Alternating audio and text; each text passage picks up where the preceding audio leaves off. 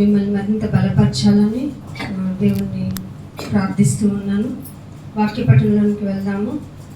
ఆత్మ సంసిద్ధం చేసుకోండి. శరీరం ఎప్పుడు బలహీనతను చూపిస్తూ ఉంటుంది. దాని మాట వినకండి. శరీరము మనం కాదు, ఆత్మే మనం. కొత్త మిత్రులు, పాత అయిన కొత్త మిత్రులు కనిపిస్తూ ఉన్నారు. అందుని బట్టి దేవునికి స్తుతులు చెల్లిస్తూ ఉన్నాను. దేవుని సన్నిధి చాలా విలువైనది. అది ఎంతో భారభరితమైన, విలువలతో కూడిన, ప్రణాళికాబద్ధమైన దేవుని నుండి వచ్చింది. దాన్ని అనుభవిస్తున్న మనము దాన్ని ఎలా అనుభవిస్తున్నాం అంటే ఉచితంగా.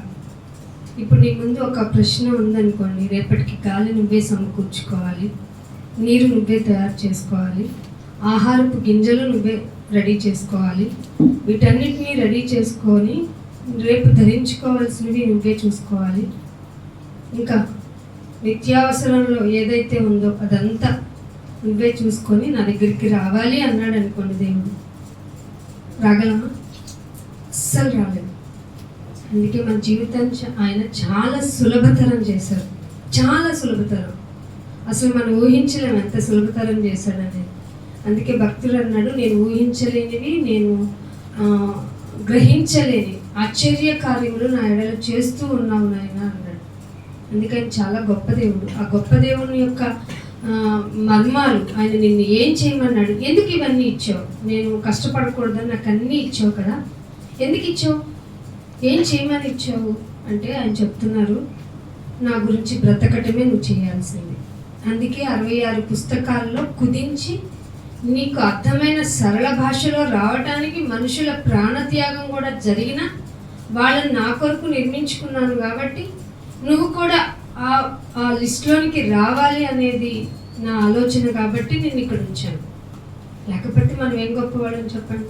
మన ఆయుష్ ఎంత, మన ఆరోగ్యం ఎంత, మన బతుకు ఎంత, కానీ మనకి ఎంత చక్కటి జీవితాన్ని వినే మనసు, గ్రహించుకునే మనసు, అసలు ఇక్కడికి రావాలని ఆశ కలగజేసింది దేవుడు. యాక్చువల్గా అయితే మనం మంచోళ్ళం కాదు. వదిలిపెడితే ఏ ఉత్సవమో లేకపోతే ఏ తిరునాళ్ళలో కలిసిపోయి అర్పితం, నీరార్పితం అయిపోవలసిన వాళ్ళు. కానీ దేవుడు మనకేమిచ్చాడు? ఆలోచించుకునే జ్ఞానం. అందుకే నా మాటలు వినండి మీరు బుద్ధిమంతులు అయిపోతారు, నా మాటలు వినండి మీరు జ్ఞానవంతులు అయిపోతారు. ఎంత బాగా చెప్పాడండి దేవుడు. మన గురించి మనకేం తెలియదు అసలు. మనం అనుకుంటాం ఒకప్పుడు ఒక్కొక్క విషయానికి మనం అనుకుంటాం, అబ్బా నేను అంత తెలివైన వాడిని అనుకుంటాం. కానీ కొన్ని విషయం నా అంత బుద్ధి తక్కువవాడు లేడు అనుకుంటాం. సో మన గురించి మనకే సరైన క్లారిటీ లేదు. మనకంటూ మన గురించి అంటూ ఒక క్లారిటీ ఉన్నది ఎవరికో తెలుసా? దేవాతి దేవునికి. ఆ దేవాది దేవుడు నిన్ను ఎలా ఉండమన్నాడో తెలుసా? నాన్న నీకు ఆజ్ఞలు ఇస్తున్నాను, నేను ఆజ్ఞలు ఇస్తున్నాను కదా అని అవి భారభరితమైనవని మాత్రం నువ్వు అనుకోవద్దు. అవి నీకు రక్షణను కలగజేస్తాయి. రక్షణ అనుకుంటే చాలా మందికి ఈ రోజుల్లో ఏముంది, రక్షణ రక్షణ రక్షణ, వింటే రక్షణ, కూర్చుంటే రక్షణ, పడుకుంటే రక్షణ, ఈ వర్డ్ ఒకటి అలవాటు అయిపోవడం వల్ల దాని వాల్యూ తెలియటంలా. ఇన్ఫ్యాక్ట్ ఫర్ యువర్ ఇన్ఫర్మేషన్, మీకు ఈ రక్షణ ఎవరు ఇవ్వలేరు. ప్రపంచంలో 600 కోట్ల మందిలో గొప్ప గొప్ప ప్రధానులు, గొప్ప వాళ్ళు అనుకున్న వాళ్ళందరూ ఫైల్లోకి ఎక్కారు. మీకు తెలుసా ఎప్సిన్ ఫైల్స్ గురించి? మనిషి ఎక్కడ దొరకాలి అక్కడ దొరికింది. అసలు వాటిని మళ్ళీ వీడియో తీసి ఫైల్ చేసి దాయాలన్న మహానుభావులు ఎవరో, అవన్నీ ఈ టైంలో ఎలా బయట పెట్టాలనుకుంటున్నారు. ఎంత గొప్ప వాళ్ళు, మోరల్ వాళ్ళు అనుకున్న వాళ్ళు కూడా దొరికిపోయారంటే మన బతుకులంతా. మనిషి అంటేనే బలహీనత. ఆ బలహీనతని దిగగొట్టాలి మేకులేసి. ఏ మేకులు? వాక్యం అనే మేకులు. అందుకనే 119వ కీర్తన చూడండి. కీర్తన 119, 97వ వచనం. నీ ధర్మశాస్త్రము నాకెంతో ప్రియముగా ఉన్నది. ఎవరెవరికి ప్రియముగా ఉంది? ప్రియము అంటే ఇష్టముగా. ఇష్టమేనా? ఒక్కొక్కరు బైబిల్ ఒకసారి ఎత్తి చూపించండి చూద్దాం. చదివే వాళ్ళు ఎవరు, చదవని అట్ట నలగని వాళ్ళు ఎవరు? బాగా చదివేస్తున్నాను Nageswaram. Very good, thank you. ధర్మశాస్త్రము నాకు ఎంతో ప్రియముగా ఉన్నది. అందుకే వెళ్ళగానే అర్మర్లో పెట్టేస్తా. చూస్తే ఆజ్ఞ నన్ను భయపెడతా ఉంటుంది. చూస్తే ఏంటి ఇట్లా కూర్చున్నా ఉంటుంది, తింటే ఏంటి ఇట్లా తింటున్నా ఉంటుంది, ఏంటి పడుకుంటే ఏంటి సోమరి ఏంటి పడుకున్నా ఉంటుంది, ఎక్కువ తిని మాకు తిండిపోతావేమో కత్తి పెట్టుకోండి, నిద్రపోతూ పోయి నిద్రపోతూ అంటది. అబ్బాయి ఎట్లా లేచినా కూర్చున్నా నుంచున్నా వాక్యం ఏం చేస్తూ ఉంటది, పొడుస్తూనే ఉంటది. పొడవలేదనుకో అది వాక్యం కాదు. వాక్యం చెప్పినా, వాక్యం అని చెప్పించినా పొడవబడలేదనుకో నువ్వు, అది వాక్యం కాదు. ఎవరో నకిలీ వచ్చి ఇక్కడ బోధిస్తుందని అర్థం. మనుషులు మంచోళ్ళే, మనుషుల్ని ఆవహించేటువంటి ఒక శక్తి ఉంది, దెయ్యం కాదండో, ఒక శక్తి ఉంది. దానికి మాత్రమే దేవుడు అధికారాన్ని ఇచ్చాడు. వెళ్ళు నా బిడ్డని నువ్వు ఎలా పరీక్షిస్తూ ఎంత పరీక్షించినా, ఇదిగో నా బైబిల్ చూసావా అంటది, ఇదిగో నా పనులు చూసావా, నా ప్రవర్తన చూసావా అంటది అని తండ్రి ఆశగా పంపించాడు. 600 కోట్ల మంది తప్పని పడిపోయారు ఇప్పటి వరకు. బిఫోర్ ఎంతమంది ఉన్నారు కదా, అందరూ పడిపోతే నాకు తెలిసిన మీరు పడిపోతే, మళ్ళీ ఇక్కడ దేవుడు ప్రేమ గెలిచింది. నాకు తెలిసిన నన్ను పడిపోతావని ఎప్పుడు తెలుసా, ఇంక ఈ భూమి వేయలేదు నేను, పునాదులే వేయలేదు నేను, అయినా కానీ నీ కోసం నా బిడ్డని ఇచ్చేసాను. జగత్తు యొక్క పునాది వేయబడక ముందే క్రీస్తు ద్వారా మిమ్మల్ని ఎంచుకున్నాను బిడ్డలుగా. దేవుడు లోకమును ఎంతో ప్రేమించును. ఎంత ప్రేమిస్తాడు? మహా అయితే గులాబీ పువ్వు ఇస్తాడా? మహా అయితే ఏమిస్తాడు? గుండె తీసిచ్చి నా గుండెలో నువ్వు సరి తీసిచ్చేవాడు ఇస్తాడా? నా ప్రాణం కన్నా అంటాడు. పెళ్లి చేసుకున్నంత ప్రాణం తీసి పక్కన పెడతాడు. నీ ప్రాణం ఎంత అంటాడు. అలాంటి ప్రేమలు కాదు, దానికోసం డేలా చేసుకునేది అవసరంలా. దేవుడు లోకమును ఎంతో ప్రేమించాను. ఎంత ప్రేమించాను ఆయన, నా అద్వితీయ, ఆ మాట తెలుసా, ఇంకొక కొడుకు లేడు. అలాంటి క్యారెక్టరైజేషన్ కలిగిన కొడుకు లేడు. ఎవరన్నా వదులుకుంటారా మంచి బిడ్డని వదులుకుంటారా? అద్వితీయ కుమారుడు అని అందుకే ప్రయోగం కలిగింది అక్కడ. మాట ప్రయోగం, అసలు భాషని తర్జుమా చేసేవాళ్ళని దేవుడు ఎంత ప్రేరేపించుంటే ఆ మాటల పద ప్రయోగం జరిగి ఉంటుంది. కుమారుడు ఇచ్చేసాడు అనొచ్చు కదా. అద్వితీయ కుమారుడు. అందుకే బైబుల్ని ఆచి తూచి అక్షరం చదువుకోవాలి. చదువుకున్నా మళ్ళీ చదువుతాయి. ఇదేంటి అర్థమైంది కానీ మళ్ళీ అర్థం కాదు, ఇదేంటి మళ్ళీ చదివితే నాకు ఇంత బాగుంది, అలా ధ్యానించడం అయిపోద్ది. అప్పుడు నీకు ఇంత టైం దేవుళ్ళో ఉన్నానా ఏంటి, అవసరం ఇంత టైము అనిపించదు. దినము రాత్రి ధ్యానించాలని అనిపిస్తుంది. నీ ధర్మశాస్త్రము నాకెంతో ప్రియముగా ఉన్నది. దినమెల్లా ఎక్కడ కుదురుద్దండి మనకు దినమెల్లా? 8 గంటల పని, ఇప్పుడేమో రూల్స్ వచ్చినాయి, ఎక్స్ట్రా అవర్స్ చేయాలి అని. దానికోసం నిరసనలు ధర్నాలు చేసినా అవ్వదు, చేయాల్సిందే. ఎక్కడ కుదురుద్ది మనకి? మిగతా పనుల్లో వంట చేసుకోవాలా, వంట చేయడానికి కావాల్సిన సరుకులు సంపాదించుకోవడానికి కొట్టుకెళ్ళి రావాలా, ఆ కొట్టుకెళ్ళడానికి మనకేం పక్కన కుట్టు సరిపోతే డిమార్ట్ వరకు వెళ్ళాలా, దానికి 2 గంటల ప్రయాణం. టైం వెచ్చించడం, మన శరీరానికి టైం వెచ్చించడం. ఇవన్నీ కావాలంటే ముందు పనికి వెళ్ళి పని చేసుకొని రావాలా, పని చేసుకోండి ముందు తినాలి కదా. ఎట్లా చూసుకుని జీవితం ఇక్కడిక్కడే కదులుతుంది. దేవుడి కోసం ఇవ్వాల్సిన టైమే దొరకట్లేదు. ఎంత మంచివాళ్ళో మనం కష్టపడుతున్నాం దేనికి? శరీరం కోసం. శరీరం మృతమే కదా. అంటే మృతమైన దానికోసం మళ్ళా మృతి పొంది చచ్చిపోతున్నాం. సాయంత్రం వచ్చేసరికి ఎవరి దగ్గర ఓపికలు ఉండట్లేదు. ఎందుకు ఉండట్లేదు? శరీరం కోసం సంపాదించు. అది ఎంతకాలం ఉంటుందమ్మా? 60 లేదా 70. ఇంకా మాట లేదనుకో ముందే పోతాం కదా.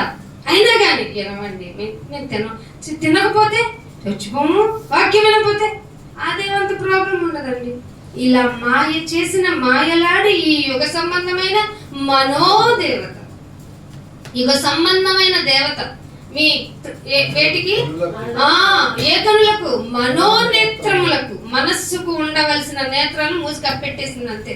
అందుకే నీకు వాక్యం అనగానే అనిపిస్తుంది, లేకపోతే ఎంతసేపు చెప్తారో అనిపిస్తుంది, లేకపోతే తొందరగా వెళ్ళిపోతే ఏమన్నా పనులు చేసుకుంటే ఏం పనులు చేస్తాను, ఇక్కడ ఉండటం మంచిది, ఆశ్రయదుర్గం. ఇది దాటి వెళ్ళిపోతే నువ్వు మంచోడివి కాదు. చాలా మంది అంటారు సంఘంలోకి వచ్చానండి నేను ఎంత మంచోడు. అవును, ఇక్కడికి వస్తే అందరం మంచోడమే.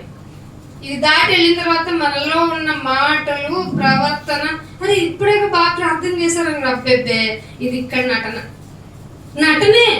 ఇది నటన అని కూడా మనకు తెలియచేయనివ్వదు సాతాను.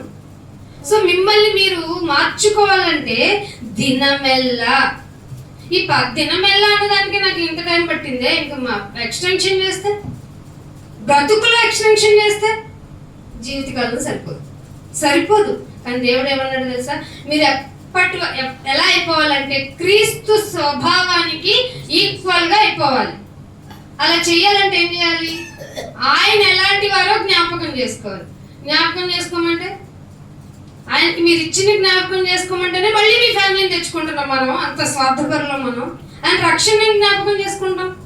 సో మీకంటూ ఒకటి పెట్టాలి రూలు. ఇది ఎవరికి తెలుసు? దేవునికి తెలుసు. అందుకే ఈ జ్ఞాపకము చేసుకునుట. జ్ఞాపకం చేసుకోవడం అంటే మీకు ఏం చేయాలో తెలుసా? ఆయన రక్తం గురించి జ్ఞాపకం రావాలి. ఆయన శరీరం ముద్దగా అయిపోయిన మాంసం గురించి జ్ఞాపకం రావాలి. అందుకండి ఈ ప్రొసీజర్. కమ్యూనియన్ ఇందుకుండింది. ఇది తినేయటం తాగేయటం అలవాటు అయిపోయింది మనకి. ఇంకా దినమెల్లా ప్రాక్టీస్ చేసి ఎక్కడ వచ్చాం? దినమెల్లా ప్రాక్టీస్ చేసి ఉంటే తీసుకున్నటకు త్రాగుటకు ఒకంత ఆలోచన కలిగి, లేదంటే ఒకంత నాయనా నాకు అవకాశం ఇచ్చామనే ప్రయత్నం చేస్తున్నాగా. మనలో ఉన్నాయి. మనం అంతా పరిశీలన ఉండి తోమానుగా, కడిగానుగా. ఎక్కడ కడిగావు? బయట కడిగావు. లోపల మీ అంతరంధ్రము అజితేంద్రియ తత్వం ఫంగల్ గా పాడైపోయిన ఫుడ్ మీద ఫామ్ అయితే చూసారు. ఎప్పుడన్నా పెట్టి మూతలెట్టి మనం మర్చిపోతాం. ఇలా తీయండి, స్మెల్ చేయి పెట్టగలమా? అలా ఉందంట మన అంతరంగం. అందుకని అంటున్నాడు, దినమెల్లా నేను దానిని ధ్యానించుచూ ఉన్నాను. ఎందుకంటే ధ్యానించకపోతే ఏమవుతాయి? నీ ఆజ్ఞలు ఏంటో తెలియదు. నాకు ఇష్టం వచ్చింది చేసేసి అదే నీ ఆజ్ఞ అంటాను. అదే దేవుడు కూడా చెప్పాడు, మనుషులు కల్పించు పద్ధతులను ఇది దేవుని ఉపదేశం రా చేయరా అంటాడు. ఎక్కడ చెప్పారంటే నాకు తెలియదు అంటాడు. అందుకనే మీరు చదవాలి. చదవడం కాలంలో ధ్యానించాలి. ఇది కోడై కుయ్యాలి. మీరు కోడి ముమ్మారు పేతురుకి, పేతురు నీకు తెలియదన్నావు కదా, కరెక్టేనా కాదా? కుయ్యని కూసింది. ఒకసారా మీరు ధ్యానించాలి దినమెల్లా అన్నది మీరు ప్రతిరోజు 100 సార్లు అనుకొని కనీసం ఒకసారైనా చదువుతారు. మీరు ప్రార్థించాలనుకోండి, ఫ్యామిలీ గురించి మీకు విజ్ఞాపన చేసుకోవటం ఇంట్లో ఇష్టం లేదో లేకపోతే అవ్వటం లేదు, ఇక్కడికి వచ్చేయండి. 3 గంటలు చేస్తున్నారు. కుటుంబం అంతా పనులు మానుకొని చేస్తున్నారు. చెయ్యండి అట్లా వచ్చి. రక్షణ అనేది నోబడి, ఎవ్వరు ఇవ్వలేనిది. ఆ ఎవ్వరు ఇవ్వలేని దాన్ని ఏమని ప్రార్థన చేయాలి? ఎలా చేయగలం మనం? దినమెల్లా ధ్యానిస్తే తెలుస్తుంది. ఈ మాటలు నెమరు వేసుకుంటే తెలుస్తుంది. అందుకని అంటున్నాడు, నీ ఆజ్ఞలు నిత్యము నాకు తోడుగా ఉన్నాయి.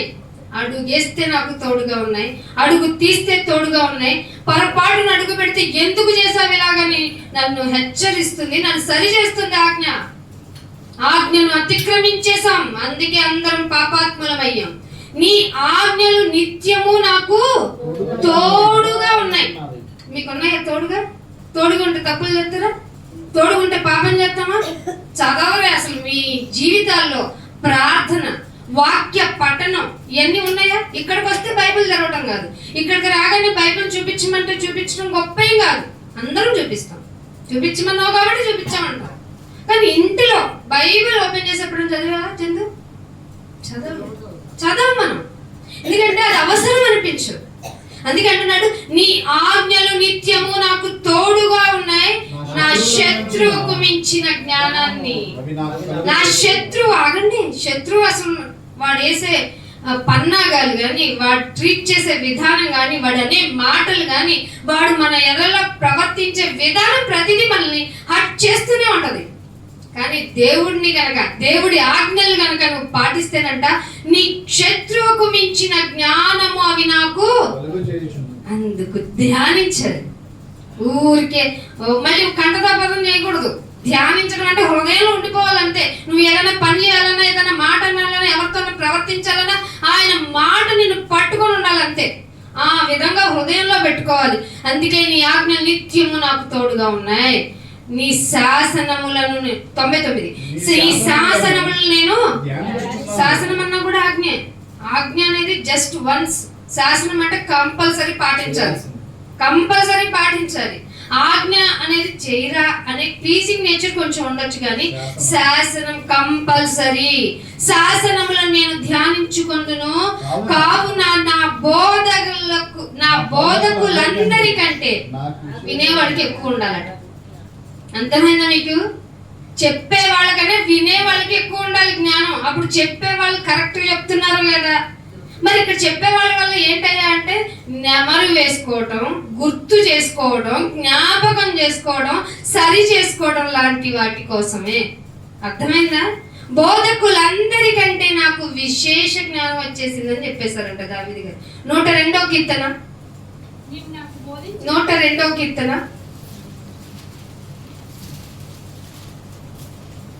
11వ వచనం. ఎలా ఉన్నాయి? నా దినములు సాగిపోయిన నీడ. సాగిపోయిన నీడ అసలు ఏమన్నా తెలుస్తుందా? ఏమన్నా స్ట్రక్చరల్ గా కనిపిస్తుందా? మనం ఏమంటున్నాం? మన దినం ఈరోజు good day, good morning day. ఎవరి డే? ఎవరిచ్చారు ఈ మార్నింగ్? అది గుడ్ గా ఉండేటట్టు ఎవరిచ్చారు? అందుకే నేను ఎవరు అడిగినా గాడ్స్ మార్నింగ్ అంట. ఈవెన్ మా ఎల్డర్స్ కి, మా ఆఫీసర్స్ కి ఎవరైనా విష్ చేసిన థ్యాంక్ యూ అండి, God's morning. God's morning, what is that? Different గా చెప్తున్నాం అంటారు. అయ్యో, మన మార్నింగ్ గుడ్ గా ఉండడానికి మనకి బ్లెస్ చేసింది ఎవరు కదా? దేవాది దేవుడైన ఆయన కనికరించాడు. సూర్యుడా, గివ్యంలో నిలవ, మాకు ఎళ్ళు, ఉదయించు, తూర్పునే ఉదయించు. ఒక్కసారి ఆజ్ఞ ఇచ్చాడు. ఎప్పుడన్నా పొరపాటు జరిగిందా? ఈ దినమున ఆ డేట్ చెప్పండి, ఆ ఇయర్ చెప్పండి. సూర్యుడు అటు ఉదయించాడు. ఎటు ఉదయించాడు? తూర్పుని కాదు, పడమడు అస్తమిస్తాడు. ఎవరిది ఆజ్ఞ? మనకి ఎన్ని ఆజ్ఞలు ఇచ్చాడు?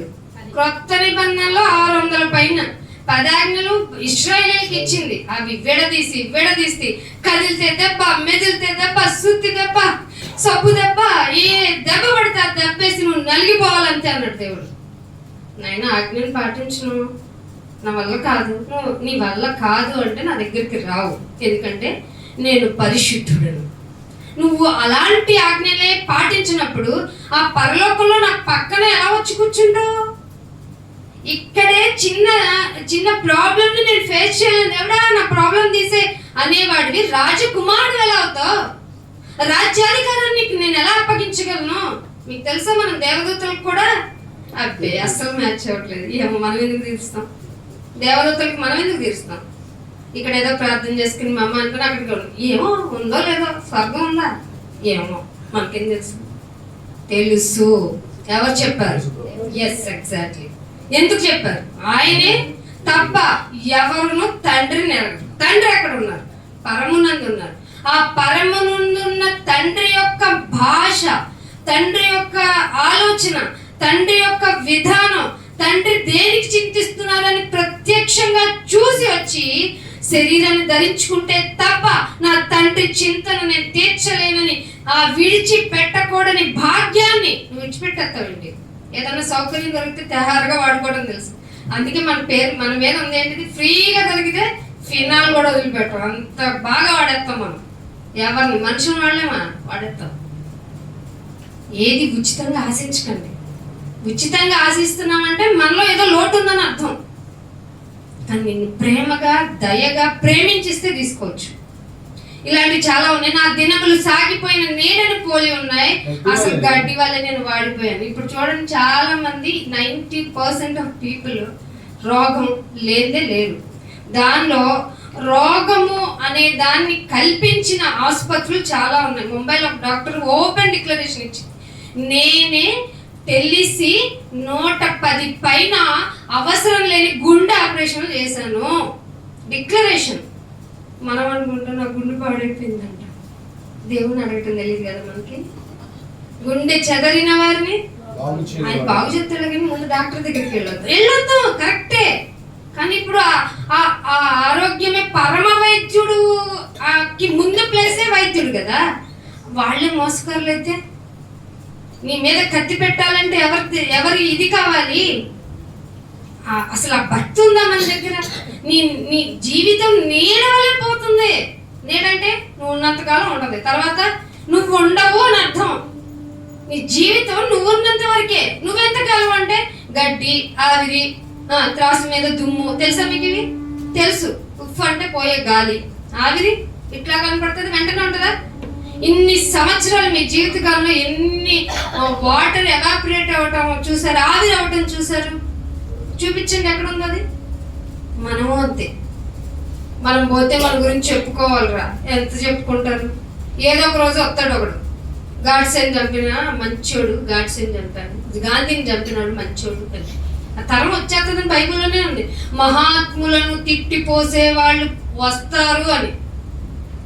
మంచి కోసం ప్రవర్తించే వాళ్ళని గుర్తుపెట్టుకోదు, దేవుడే చెప్తున్నాడు మంచి మీరు, కానీ నా కోసం చేయాలా మంచి, అప్పుడు దాన్ని నేను యథార్థత అన్నాను.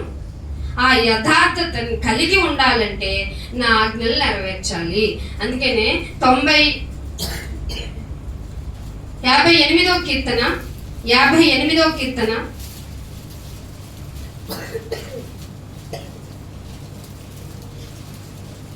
3వ వచనం చూడండి. తల్లి కడుపున పుట్టినది మొదలుకొని, ఎప్పుడట? తల్లి కడుపున పుట్టినది మొదలుకొని భక్తిహీనులు విపరీతంగా ఉంటారు. ఎప్పుడు గుర్తుపట్టేయచ్చు భక్తిహీనుల్ని? కడుపులో పడినప్పుడే చెప్పేయచ్చు. అర్థమవుతుందా? బైబిల్ ఇది. తల్లి కడుపున పుట్టినది మొదలుకొని భక్తిహీనులు విపరీతమైన బుద్ధి. ఆ బుద్ధి ఎంత భయంకరంగా ఉంటదంటే, నేను ఒక వీడియో వచ్చింది, చిన్న డేస్ కూడా కాదు, అవర్స్ బేబీని రాళ్ళ కింద వేసేసి ఆ పిల్ల అరుస్తుందేమో అని చెప్పి పిల్ల రాయి పెట్టారంట. విపరీతమైన బుద్ధి కదా ఇది. నీకెందుకు? మీకు ఇవ్వాల పిల్లల్ని చెప్పండి అంటే నీకు అవసరం లేదన్నప్పుడు ఎవరికన్నా దానం ఎక్కడన్నా వదిలేయచ్చు కదా. ఎందుకు ఇంత విపరీతమైన బుద్ధి? ఎందుకు ఈ ఆలోచన మనిషికి అంటే, దేవుని ఆజ్ఞను పాటించకపోవటం వల్ల హృదయము కఠినమైపోతుంది. హృదయపూర్వకంగా చెడుతనం, అదే 2వ వచనంలో ఉంటాడు చూడండి. మీరు హృదయపూర్వకంగా చెడుతనం చేసి దేశమందు మీ చేతనే బలత్కారం తూచి మరి చెల్లిస్తున్నారు. ఎంత మనిషి ఇంతకంటే ఏం చేయగలండి? మనిషి ఇంతకంటే ఈ అలవాటు అయిపోయింది కదా, ఇంకేం చేయగలన్న ప్రతిసారి మనిషి నేను ఎంత క్రూరంగా మారగలను అని చూపిస్తున్నాడు. ఏం చేయాలి మనిషిని? కారణం ఏంటో తెలుసా? దేవునికి మనస్సులో చోటు ఇవ్వకపోవడం. దేవునికి మనస్సులో చోటు ఇవ్వనంత కాలం మనుషులు విపరీతమైన బుద్ధి ఉంటది. అమ్మా ఒక్క క్షణం ఆగు, మనస్సులోనే కాదమ్మా, పుట్టినది మొదలుకొని, పుట్టినది అంటే తల్లి కడుపు నుంచి బయటికి వచ్చినప్పటి నుంచే వాడు బుద్ధిపూర్వకంగా, బుద్ధిహీనుడని ముందే తెలిసిపోద్దట, బుద్ధిపూర్వకంగా పుట్టిన తోడనే విపరీత బుద్ధి కలిగి ఉంటారు. పుట్టినప్పటి నుంచే ఎరా ఏమన్నా షుగర్ తిన్నావా? మనం దాన్ని చక్కగా పడతాం. ఏం పాట అన్నది ఉదయ్? షుగర్ తిన్నావా అంటే నో మమ్మీ అని అంటాడు కదా. జానీ ఎస్ పాపా అంటే Johnny yes papa, eating sugar no papa. ఎంత బాగా మాట్లాడుకున్నాం పాపా. అబద్ధము ఎప్పుడు మాట్లాడతామంటే, పుట్టిన తోడనే అబద్ధం. మళ్ళీ వచ్చి నేనేం పాపం చేశాను, చీమకు అపకారం చేయనంటే అప్రచుడా. ఎందుకు చేయలేవు? నువ్వు నేను మంచోడం కాదు, పుట్టిన తోడనే అబద్ధికులం. తల్లి కడుపున పుట్టిన మొదలు భక్తిహీనత నీలో ఉంది, విపరీతమైన బుద్ధి నీది. ఎక్కడికి వెళ్తున్నా అంటే నీకు చెప్పాలా? ఎవరిని? రక్తం చించుకొని వచ్చి పేగు తెంచుకొని వచ్చేసి ఆయన రక్తం చెమటగా పెట్టి నీకు పెట్టుబడి పెట్టి ఇస్తే ఫుడ్ పెడితే తిని వెళ్తుంటే ఎక్కడికి వెళ్తున్నావురా? అవసరమా? చెప్పాలి కదా, బాధ్యత కదా అది నీ యొక్క డ్యూటీ కదా, లోబడి బ్రతకాలి కదా. ఇవన్నీ వదిలేసి హ్యాపీగా వచ్చేసాను, బల తీసుకున్నాను, తినేసాను, వెళ్ళిపోయాను. ఏంటిది? ఎందుకు తీసుకుంటున్నారు మీరు? అదే అన్నాడు చూడండి, 1 కొరింథీయులకు రాసిన పత్రిక 11వ అధ్యాయము మీరు ఎప్పుడు చదివేది 17వ వచనం. మీకు ఈ ఆజ్ఞ చెప్తున్నాను. ఏ ఆజ్ఞ ఇస్తున్నాడు ఆయన? మీకు కలిగిన దాన్ని నాకు కలిగిన దానిని మీకు ఇస్తున్నాను. ఆనందం అనుకోకండి. ఏంటది? ఈ ఆజ్ఞ. ఏది? నన్ను జ్ఞాపకం చేసుకోండి అని చెబుతున్న ఆజ్ఞ ఉంది చూసారు. ఇది ఇచ్చేస్తున్నానని మిమ్మల్ని మెచ్చుకొని ఇస్తున్నాను అనుకోకండి. మెచ్చుకొని మాత్రం ఇవ్వట్లా, మీరు ఏం చేస్తున్నారో తెలుసా? మీరు కూడి వచ్చుట ఎక్కువ. ఎక్కువ ఏంటంట? తక్కువేనా దేవుని సన్నిధిలో అని మెప్పు పొందుతుంది? ఎక్కువ కీడికే గాని అసలు ఎక్కువ మేలుకు కాదు. ఇప్పుడు చెప్పండి, నువ్వు తీసుకుంటున్నప్పుడు నీకు తెలిసిపోద్ది. నువ్వు చేసే పనులను బట్టి, నువ్వు ప్రవర్తించే విధానాన్ని బట్టి, నీ లైఫ్లో నువ్వు తీసుకుంటున్న నిర్ణయాలను బట్టి, నువ్వు ప్రవర్తించే ఎదుట వ్యక్తుల పట్ల నువ్వు ప్రవర్తించే విధానాలే నీకు చేస్తున్నావు, కీడు చేస్తున్నావు, మేలు చేస్తున్నావా అని. ఈ ఆజ్ఞ ఇచ్చి మిమ్మల్ని మెచ్చుకున్నాను బాబు. మరి ఏం చేస్తావు? మీరు ఎక్కువ కీడికే మేలు కాదు. అందుకే అంటున్నాడు 23లో 17 చూడండి. నేను మీకు అప్పగించిన దానిని ఆకర్లేదు నాన్న. 10-17 ఒకటో కొరింథీ 10-17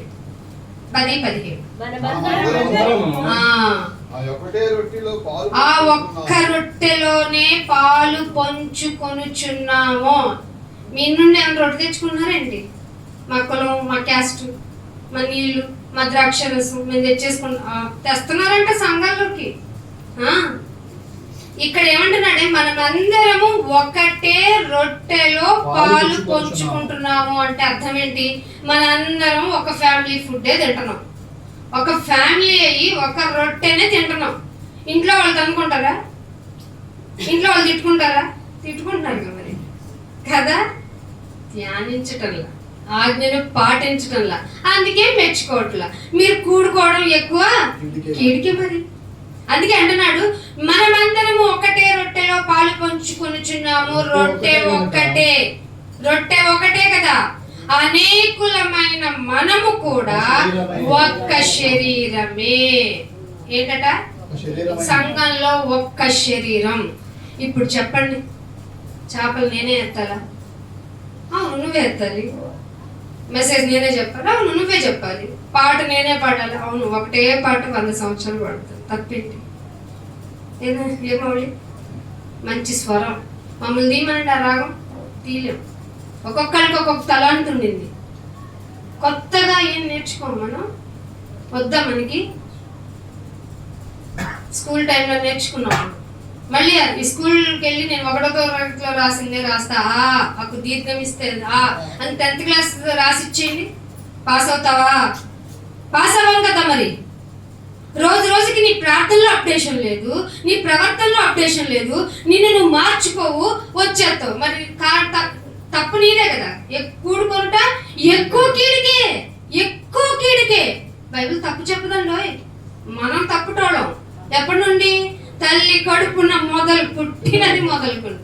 భక్తిహీనులు, విపరీతమైన బుద్ధి. ఎన్ని చెప్పు, మేము మారం.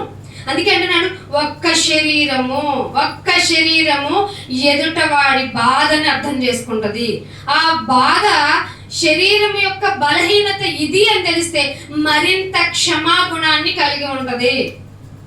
మీకు అర్థమయ్యే భాష ఇది, క్షమాగుణం.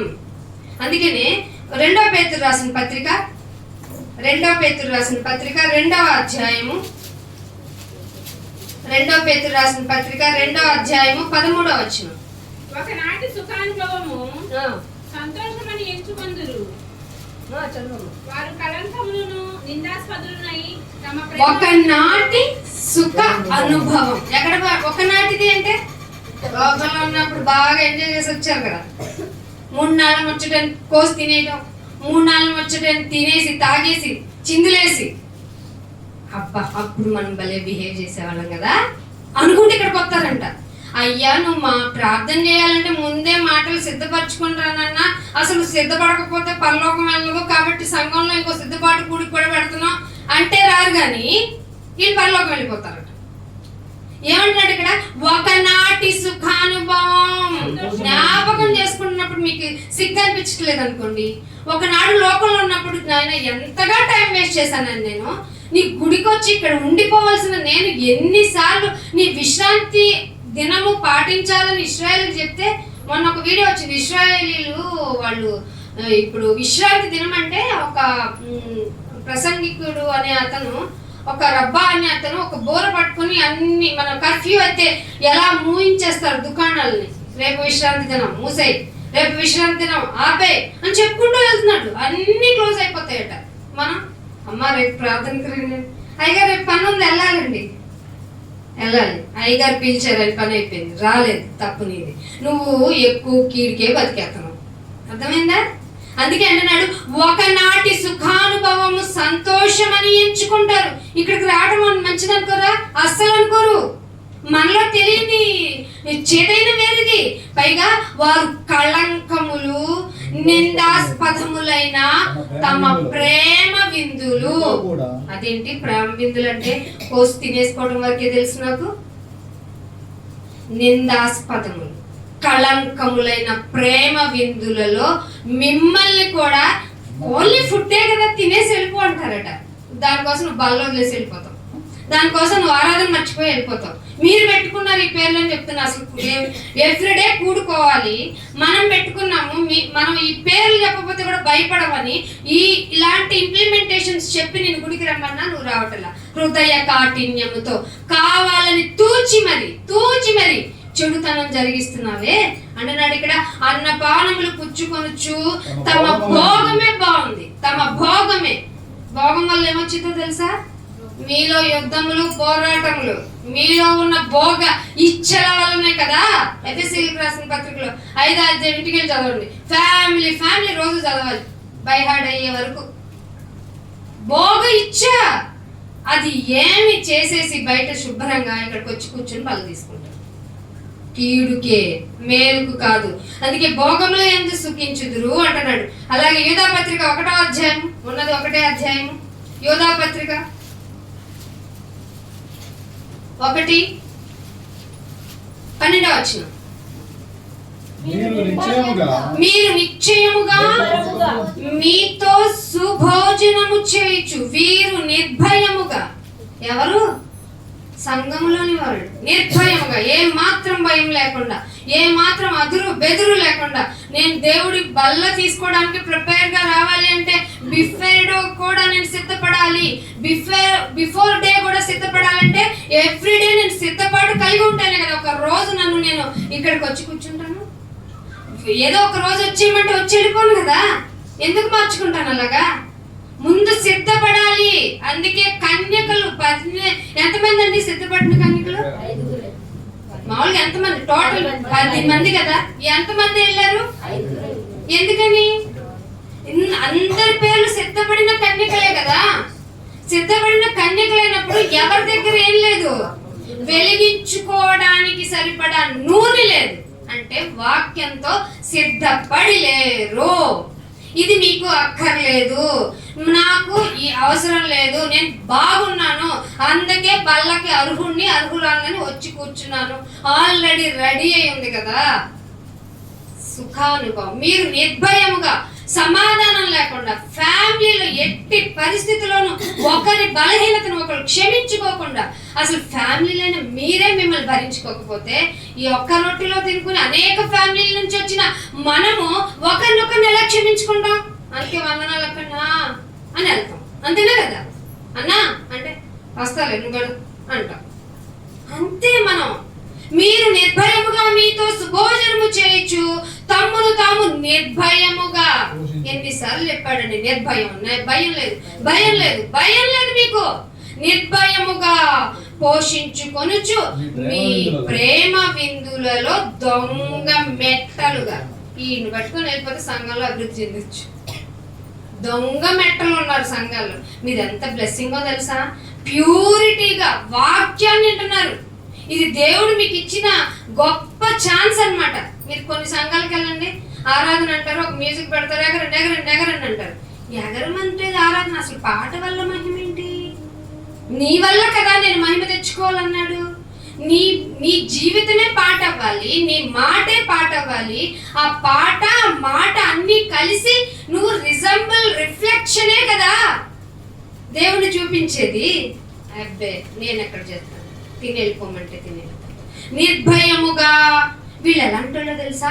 గాలి చేత ఇటు కొంతసేపు అటు కొంతసేపు. ఈ డైలాగ్ ఎవరితో తెలుసా? ఇటు అటు డైలాగ్ ఎవరని చెప్పండి.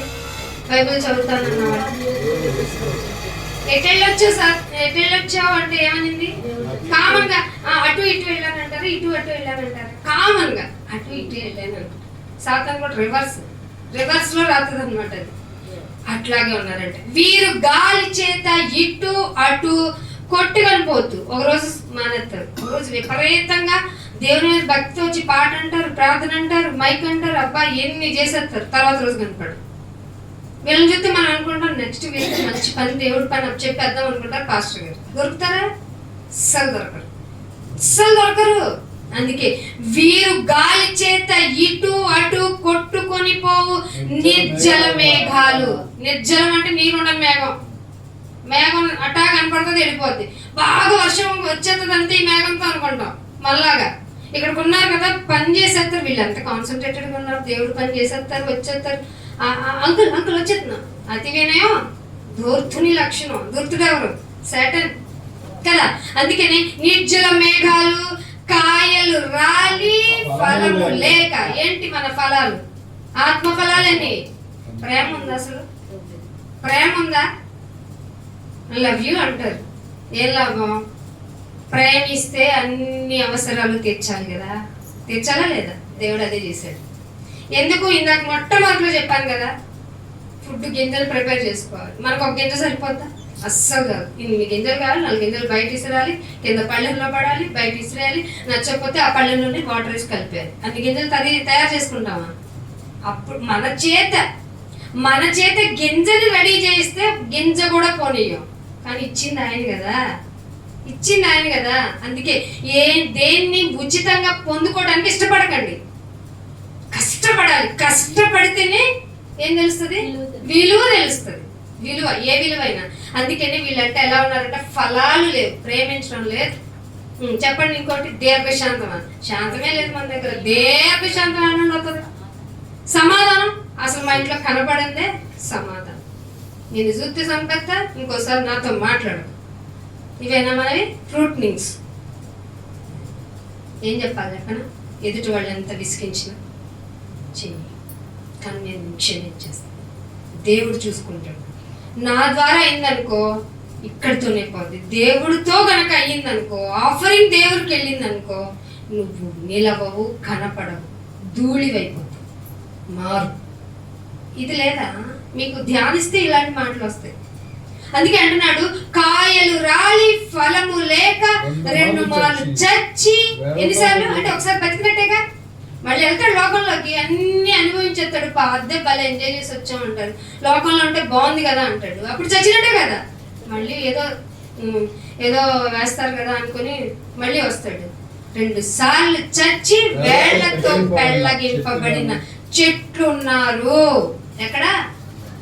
యూదాపత్రిక ఎవరికి? బయట అన్యులుగా, మనకి సంఘంలోని వాళ్ళకి. 2 సార్లు చచ్చిపోయిన చెట్టు అయినా సరే నిన్ను ఇంకా బతికించడం అది దేవుని మిరాకిల్. చెట్టు కాబట్టి చచ్చిపోయింది. చెట్టు లాంటి మనిషివి కదా నువ్వు. మారాలి కదా. బుద్ధులు మార్చుకోకుండా మన ఇష్టానుసారంగా ప్రవర్తిస్తావా? ఎలా ఈ జీవితం, ఎలా అసలు నీకు అన్నీ తెలిసి ఎలా చేయగలుగుతున్నావు? అందుకని దేవుడు ఏం చెప్పమన్నాడు మాట చూపిస్తాను. ఇర్మియా గ్రంథం. మీరు ఏమన్నానండి, ఏమైనా చేయండి, నష్టం అనుకోండి, బాధ అనుకోండి, నేనేం చేయలేను. ఇది దేవుడి మాట. సో ఇర్మియా గ్రంథము 7వ అధ్యాయము 2వ వచనం. నీవు యెహోవా మందిర ద్వారము దగ్గరే నిలబడు. లోపల కూడా వెళ్ళమాక, ద్వారం దగ్గర వచ్చే వాళ్ళ దగ్గరే నిలబడు. యెహోవా ద్వారమున నిలువబడి ఈ మాట అచ్చటే చెప్పు, అక్కడే చెప్పు. ఏమని? నమస్కారము చేయుటకై నీ ద్వారములో పడి ప్రవేశించే యూదులారా. అలా చెప్పారనుకోమాకండి. ఇవన్నీ మనకు దృష్టాంతాలు. ఏమని చెప్పాలట? 3వ వచనంలో చెప్తున్నాడు చూడండి. యెహోవా మాట వినుడి, సైన్యములకు అధిపతియగు ఇశ్రాయేలు యొక్క దేవుడనగు యెహోవా ఇలాగూ సెలవించుచున్నాడు, నేను ఈ స్థలమున మిమ్మల్ని నివసించాలని. కదా, ఏ స్థలము? పైన ఏ స్థలం గురించి మాట్లాడాడు ఆయన? మందిరము. మందిరంకి వచ్చేద్దాం అనుకుంటున్నారు కదా, వాళ్ళ దగ్గర మందిరం లోపలికి రాకముందు అక్కడ నిలబడి చెప్పు. ఏమని చెప్తావు? ఈ మందిరములో నివసించడానికి మీ మార్గాలు, మీ క్రియలు దిద్దుకున్నారా? ఇది దేవుడి క్వశ్చన్. మీ మార్గాలు, మీ క్రియలు దిద్దుకున్నారా? అబ్బే, క్రియ ఏంటి? మార్గం ఏంటి? మేము అనుకున్నదే కదా మార్గం. అయ్యో నువ్వు అనుకునే మార్గం మరణానికి తీసుకెళ్తారు. బైబిల్ చదవలేదు, అయ్యో చదవలేదు, అందుకే అయ్యో తత్తర పడతారంట ఆయన విమర్శన దినమున. అందుకే 10వ వచనంలో చూడండి ఏమంటాడు, ఇదే అధ్యాయం 10వ వచనంలో, అబద్ధ సాక్ష్యం పలుకుతారు ఒకళ్ళ మీద ఒకళ్ళు. అరే నా భర్త, అరే నా భార్య, అయ్యో నా పిల్ల, అయ్యో నా తండ్రి అని ఆలోచన ఉండదంట, భరించరంట. ఒకరి మీద ఒకరు అబద్ధ సాక్ష్యము పలుకుచు. బయలంటే ఈజిప్టు దేవత ఆవిడ, సంతాన దేవత ఆవిడ.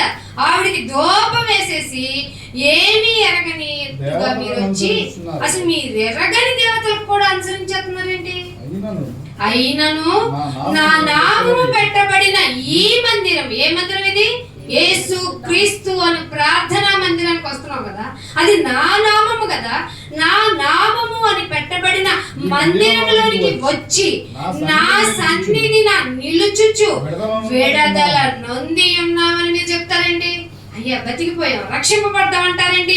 క్రియలు దిద్దుకోవట్లేదు, మార్గాలు మార్చుకోవట్లేదు, కానీ మీరు మందిరంలోకి వచ్చేమంటున్నారు, మేము విడుదల చేయబడ్డాం నాయన అంటారేంటి?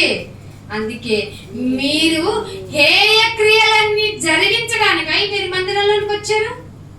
బైబిల్ అడుగుతుంది సమాధానం మీ అంతరాత్మతో మీరు చెప్పుకొని మందిరంలో కూర్చి ఇక్కడ కూర్చున్న బలలో చేతులు వేయండి. మీరు ఈ హేయ క్రియలన్నీ జరిగించడానికేనా మీరు విడుదల నొందానని చెప్పుకుంటున్నారు? ఏరి మీ ఫ్యామిలీ మెంబర్స్ అంతా ఎక్కడ మనం అందరం మీ యొక్క కుటుంబం అంతా ఆయన సన్నిధిలో ఎందుకు కనపడలేదంటే మీకు సమాధానాలు లేవు, మిమ్మల్ని మీరు మార్చుకోవటం లేదు, మిమ్మల్ని మీరు దిద్దుకోవటం లేదు. సో అయినా సరే నన్ను జ్ఞాపకం చేసుకోమంటున్నా. అందుకే 13వ వచనంలో ఏమంటున్నాడు చూడండి, నేను మీతో మాట్లాడినా ఎప్పుడు మాట్లాడేవయ్యా? మెట్ట మధ్యాహ్నం ఏమిటి? పెందల కడనే లేచి మీతో మాట్లాడినా మీరు వినలేదు. శిక్షకు అర్హులమా కదా? నేను మీతో మాట్లాడినా చెప్పొచ్చింది ఆవిడ గురించి మాకు తెలీదా? ఆయన గురించి మాకు తెలీదా? వాళ్ళెవరు మాకు చెప్పడానికి? మా జీవితం గురించి మాకు తెలీదా? మాకు ఇష్టమైతే వస్తాం, కష్టమైతే పోతాం, పోండి, అవసరం లేదంటున్నాడు దేవుడు. మిమ్మల్ని ఎవరు రమ్మన్నారు? నా మందిరం అని పేరు పెట్టబడిన మందిరంలోకి ఏ కార్యాలు చేయడానికి మిమ్మల్ని మీరు నాయన విడుదల పొందామనుకుని చెప్పుకొని పెద్ద దీర్ఘ ప్రార్థనలు చేస్తున్నారు. అదే అంటున్నాడు, నేను మీతో పెందల కడ మాట్లాడినా మీరు వినక, నేను మిమ్మల్ని పిలిచినా వినక. అసలు మీరు రిప్లై ఇవ్వటం లేదు తెలుసా? నాకు ఉత్తరం అంటే అదే కదా నాన్న, రిప్లైగా అవి మర్చిపోయి ఉత్తరం ఇయ్యక నుండిన వారై మీ క్రియలన్నిటినీ చేసేశారు. ఏం చేసామంట? క్రియలు. ఏ క్రియలు? ఆయన వద్దన్న క్రియలు. అందుకే 24వ వచనంలో చెప్తున్నాడు చూడండి, ఏమంటున్నాడు, ముగించేస్తున్నాను. అయితే వారు వినకపోయిరి. దేవుడికి డిసైడ్ అయ్యి పెందల కాడు లేక పంపాను, వినమని చెప్పాను, రిప్లై కూడా లేదు. వాళ్ళు వినలేదు, చెవి కూడా ఇవ్వటం లేదు. ఎందుకు వచ్చారు మరి మందిరానికి? అందుకని వెళ్ళిపో, ఇక్కడ కాదు గుమ్మం దగ్గరికి వెళ్ళిపో, ద్వారం దగ్గర నిలబడు, నేను చెప్పమని చెప్పు. ఏమంటున్నాడు తెలుసా? వినకపోయారు, చెవి ఇవ్వలేదు, ముందుకే వెళ్ళిపోతున్నారంట. చెప్తారు, అలాగే చెప్తారు. ఇక్కడ ఉంటే నేను చెప్పలేను అన్ని, అంతకంటే బాగా చెప్తారు. నిజమే, చెప్పడం ఈజీనే. క్రియలు ఆచరిస్తూ కొన్ని సాక్రిఫైస్ చేసేసి అసలు అవసరం లేదనుకొని ఈ భూమిలోదంతా వ్యర్థము అనుకొని ఆయన కొరకు నిలబడి చెప్పు చూద్దాం. అవ్వదు. నన్ను వెంబడించాలి అంటే ముందేం చేయాలి? నిన్ను నువ్వు ఉపేక్షించుకోవాలి. ఎవరు ఉపేక్షించుకున్నావు? అసలు ఉపేక్షణ ఉందా మనకి? ఎదుటాన్ని ఉపేక్షించమంటే వద్దు, వాడితే నేను రాను.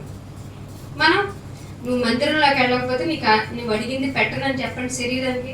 అయ్యో చికెన్ లేకపోతే ఎలాగా, మటన్ పచ్చిముద్ద పడేదానికి నేను తిన్ను, గీ అన్నం ఈ దానిలో అస్సలు వెళ్ళదు, గొంతులో ఎక్కదు. శరీరాన్ని ఎందుకు నన్ను అలా పోషిస్తాను? నలగొట్టాలి, నలిగిన వానికి విరిగిన వానికి. నేను ఆసన్నుని కదా, నువ్వు నలగవో ఎరగవో. ఎందుకు వస్తాడు దేవుడు? ఏం చూపించాలి నీకు? అందుకే మీరు వినట్లేదు, చెవి ఇయ్యట్లేదు, ముందుకెళ్ళిపోతున్నారు. కాబట్టి తమ ఆలోచనలు బట్టి తమ దుష్ట హృదయ కాఠిన్యము, మళ్ళీ ఇక్కడ దుష్ట హృదయ కాఠిన్యమును బట్టి అనుసరించుచు వచ్చేసారు.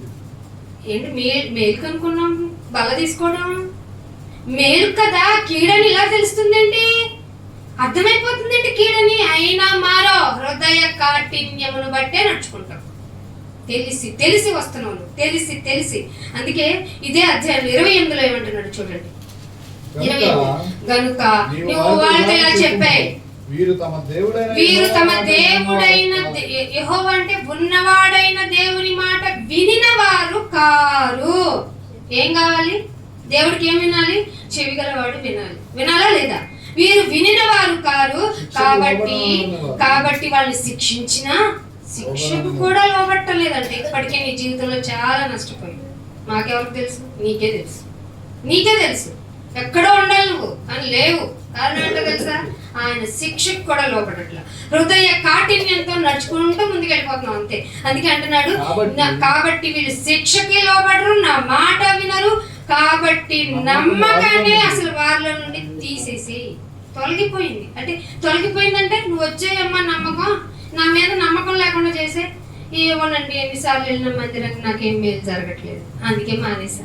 విన్నారు ఈ సాక్ష్యాలు? ఏం చేయాలి దేవుడు మీకు? నేను ఊపిరితో ఉంచడం ఆయన చేసిన మేలు. ఆయన ఊపిరితో ఉంచలేదని నువ్వు చచ్చావన్నట్టే.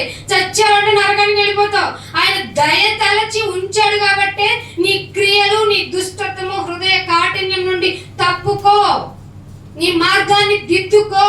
చెరిపేసి రాసేవాళ్ళ స్లేట్ మీద చిన్నపిల్లలు చెరిపేస్తారు. ఏంట్రా చెరిపేస్తున్నా అంటే బాగా రాలేదు అంటే మార్గం సరిగ్గా లేదు, దిద్దుకో. చెరిపేసి మళ్ళీ మంచి మార్గం ఆయనే చూపిస్తాడు. అందుకని 28లో అంటున్నాడు, వారి నోట నుండకుండా కొట్టివేయబడి ఉన్నది. ఏంటిది? నమ్మకం. మీకు లూకాసు వార్త 18:8 అనుకుంటా, మనుష్య కుమారుడు తిరిగి రిటర్న్ వచ్చేటప్పటికి మనుషుల్లో విశ్వాసాన్ని కనుగొంటానా? Anybody with fair of faith, నిర్దోషమైన నిష్పక్షమైన, నాయనా నువ్వు చేయకపో, రక్షించపో, నేను మాత్రం నిన్ను అంటు పెట్టుకునే ఉంటాను, నువ్వు లేకపోతే నేను లేను నాయన అని కమిట్మెంట్ ఉందా? అది కుమారుడు చేశాడు. తండ్రి నువ్వు నన్ను ఎలా మహిమపరిచావు అక్కడ ఉన్నప్పుడు, అలాగే నన్ను మహిమపరచడానికి ఉన్నావు, కానీ నీ బిడ్డలు అనుకున్న వాళ్ళ కోసం నేను వచ్చాను, నన్ను నడిపించు అన్నాడా లేదా అని ప్రార్థన చేస్తూ సిలువ యాత్ర సాగిస్తున్నా కూడా ఆయన ఎవరి గురించి ఆలోచించాడు? ఏమని అన్నాడు?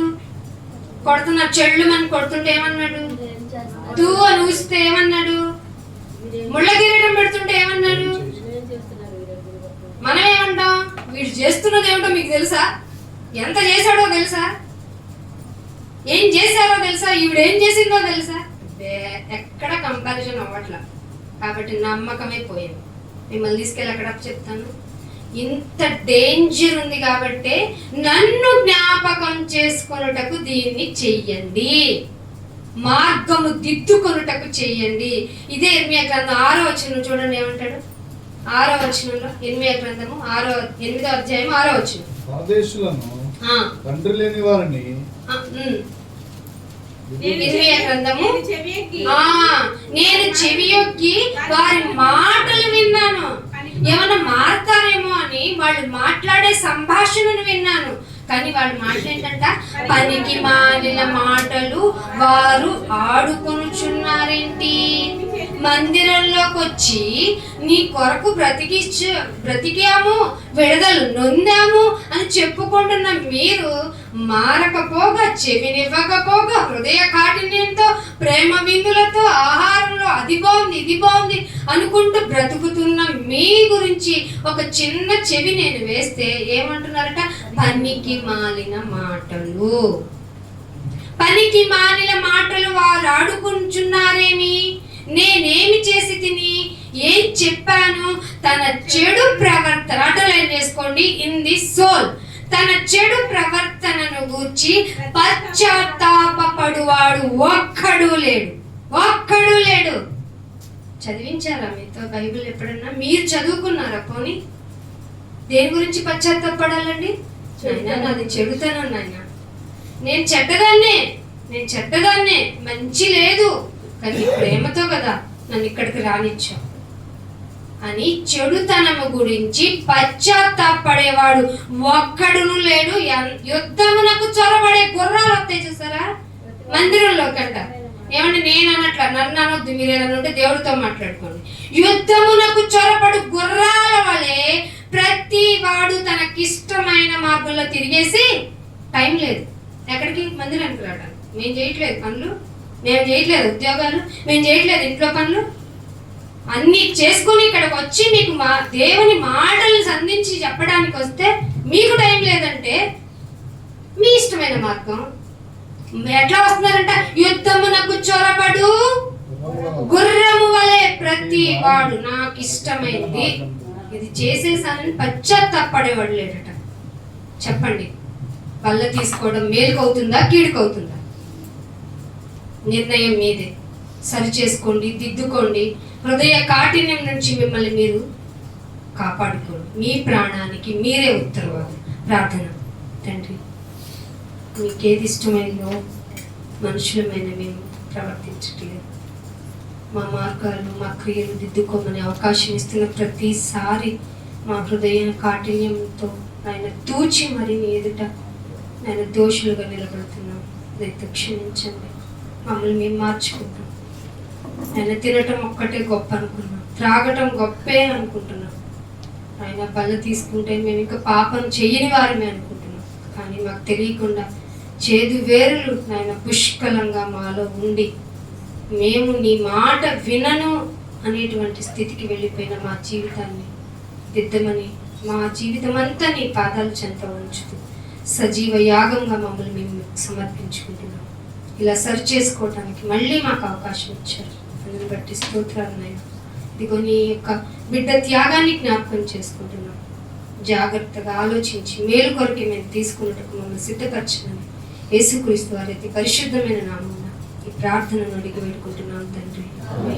Thank you all of you. God bless you.